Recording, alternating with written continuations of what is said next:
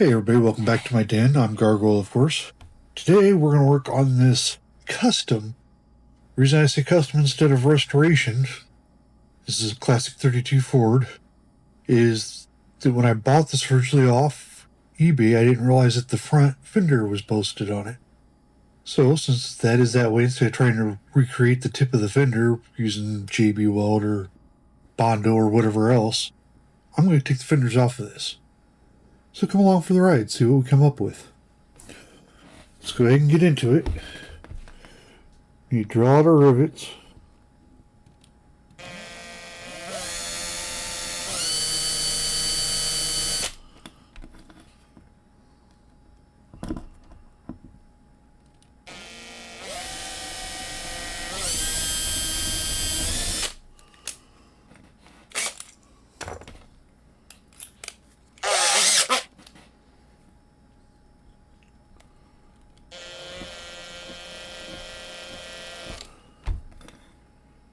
Notice I'm not going very deep with the second bit because I don't want to damage the base.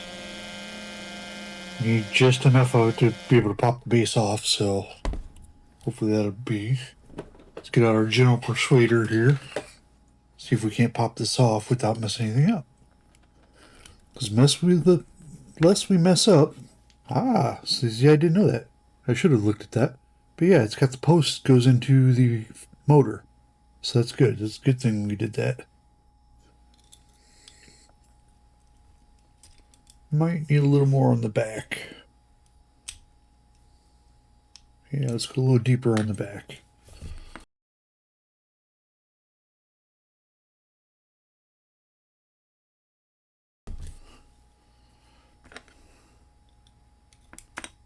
There we go. Pops off.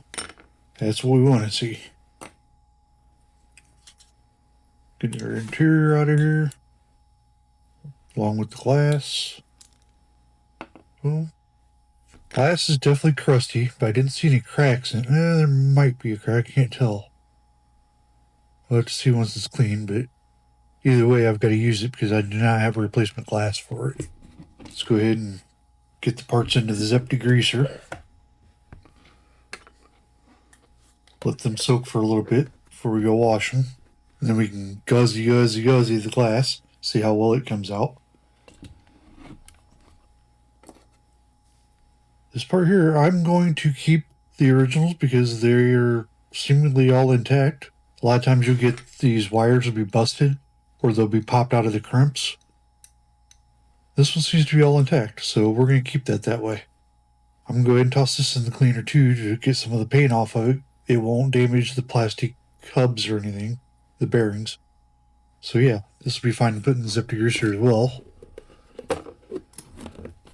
And this part, as you can probably guess, is off to this regurgitation juice.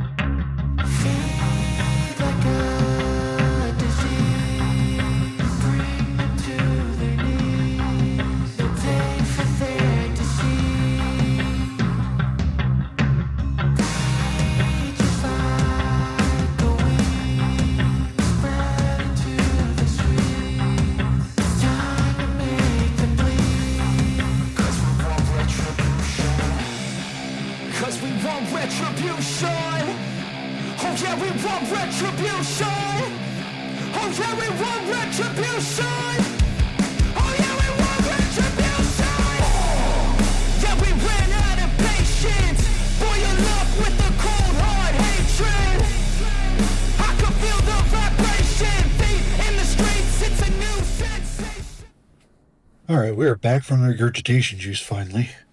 I had to spray this thing 4 different times. And as you can see, it's still trying to hold on. The paint is.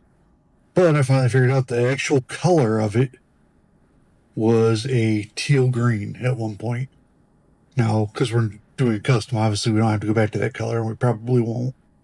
But yeah, let's go ahead and see if we can get the rest of this off. Because yeah, there was dark red. There's this beige color. There was gray on it. There's black on it. and then, of course, the teal color. So, yeah, there's 4 or 5 different colors of paint on this thing. It was definitely a well-worn kid-played vehicle. And that's why I do these. I do them because there was a story behind them at one point.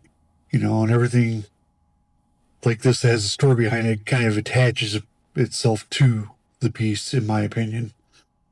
So yeah, that's why I prefer played with cars when I do these things instead of necessarily straight out of the pack. All right, let's go ahead and see if we can get the rest of this cleaned up, and then we can get rid of these front fenders with the broken one, as you can see. And we'll see what we come up with.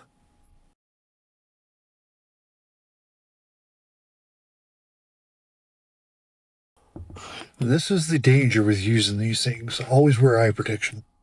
Because that right there, so we can get a picture of my shirt here. As you can see, they're all over my shirt, stuck in. That is the dangers you face with using these wire brushes. That's why this is a 14 plus video.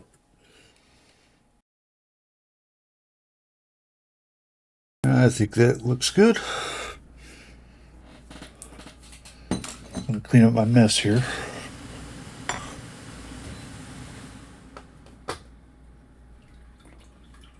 Alright, got the stuff back out of the zip degreaser. I obviously need to wire brush these. Interior came out perfect. And the glass I went ahead and dipped in the gauzy and put it in the container so it doesn't get any dust on it. Let's go ahead and see if we can't get these polished up a little.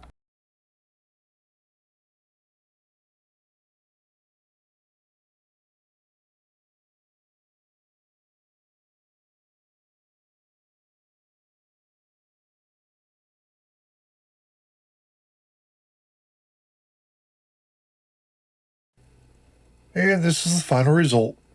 Came out great. I like it without the fenders, even though it makes it a custom, but it's still a Redline. It still looks good, so it's going in my collection. That's all for this one. If you guys liked it, please check out one of these videos at the end for another fabulous build from Gargoyles Den Diecast. Until next time, that's all, folks. Bye now.